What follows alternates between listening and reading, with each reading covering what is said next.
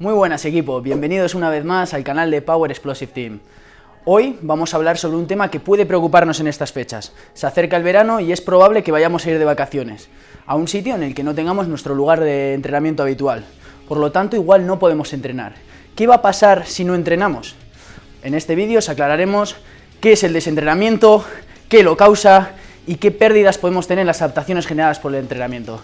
Sin más dilación, vamos a ello. En primer lugar, vamos a hablar sobre qué es el desentrenamiento. El desentrenamiento es la pérdida total o parcial de las adaptaciones producidas por nuestro entrenamiento anterior debido a un estímulo inadecuado o insuficiente de entrenamiento, que puede darse por diversas causas. Una de ellas sería dejar el entrenamiento, no hacer absolutamente nada. Otra de ellas podría ser una frecuencia demasiado baja, es decir, entrenar muy poquito. Otra de ellas podría ser un volumen y una intensidad inadecuadas, demasiado bajas para poder generarnos adaptaciones o seguir mejorando. Y por último, otra de ellas podría ser un entrenamiento inespecífico. Por ejemplo, una persona que quiere ganar fuerza en las piernas, mejorar su RM y además ganar volumen muscular, que su entrenamiento se basara en vacaciones en ir a correr. Otro factor importante a tener en cuenta es cuánto tiempo necesitamos para desentrenarnos, cuánto tiempo necesitamos para perder esas adaptaciones que hemos comentado. Esto dependerá, por un lado, del tiempo en el cual estamos en ese periodo de desentrenamiento. Si a mayor tiempo habrá mayor desadaptación, y por otro lado, de la experiencia y nivel de forma inicial del sujeto. Además, tenemos que destacar que las desadaptaciones, es decir, esa pérdida de rendimiento será diferente en deportistas de fuerza y en deportistas de resistencia, lo cual explicaremos más adelante. En deportistas que entrenan la fuerza y están un tiempo sin entrenar, se producen ciertas desadaptaciones, tanto a nivel del músculo como a nivel del sistema nervioso. Por un lado, se pierde masa muscular, siendo las fibras de tipo 2 las fibras más potentes, las más afectadas, y por otro lado, perdemos ciertas adaptaciones neurales que nos permiten tener un mayor rendimiento en fuerza. De todas formas, se ha observado que un desentrenamiento de 4 semanas no produce grandes cambios en los niveles de fuerza.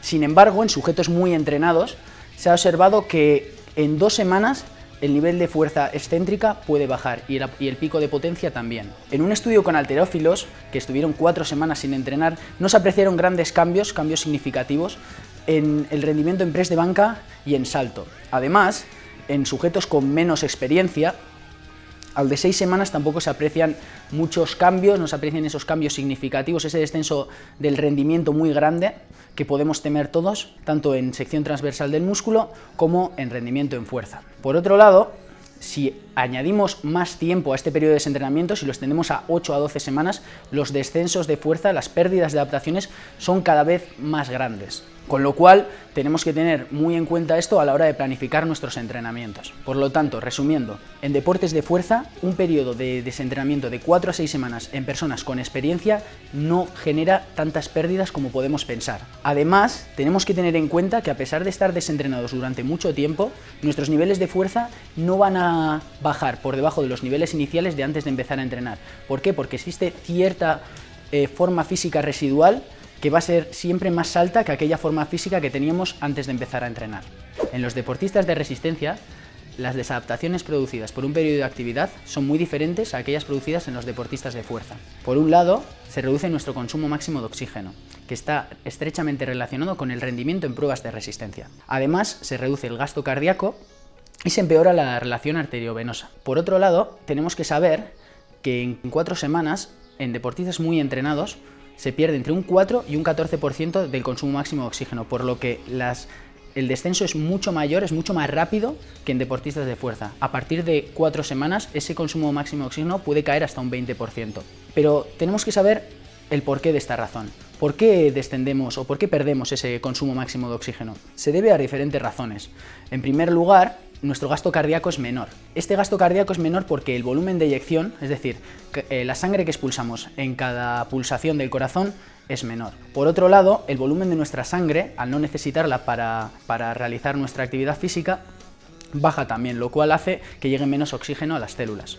Bueno, para resumir un poquito todo lo que hemos dicho en este vídeo, en primer lugar tenemos que saber que los deportistas de resistencia se desadaptan más y más rápido que los deportistas de fuerza.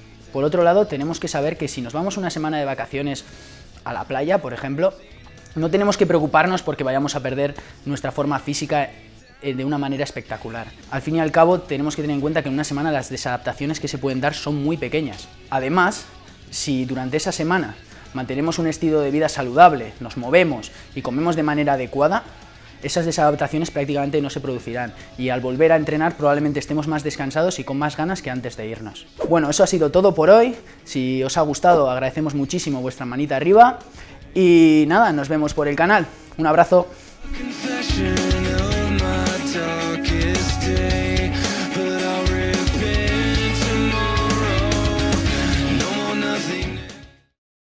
De puta madre, Asier.